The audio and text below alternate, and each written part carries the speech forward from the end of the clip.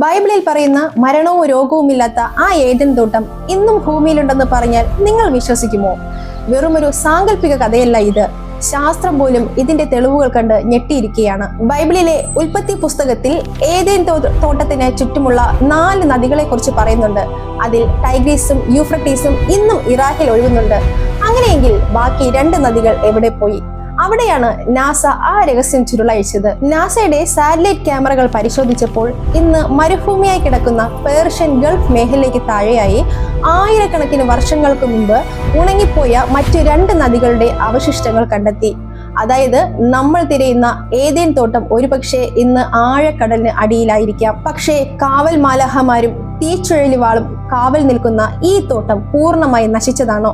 അതോ ഇന്ന് നമ്മളിൽ നിന്ന് മറയ്ക്കപ്പെട്ട മറ്റൊരു ഡയമെൻഷനിലാണോ? ഇതിന്റെ ഞെട്ടിക്കുന്ന പൂർണ്ണമായ കഥ അറിയാൻ ഇപ്പോൾ തന്നെ ഞങ്ങളുടെ ചാനൽ സന്ദർശിക്കുക. ലിങ്ക് താഴെ കമന്റ് ബോക്സിലും ബയോയിലുമുണ്ട്. മിസ് ചെയ്യരുത്.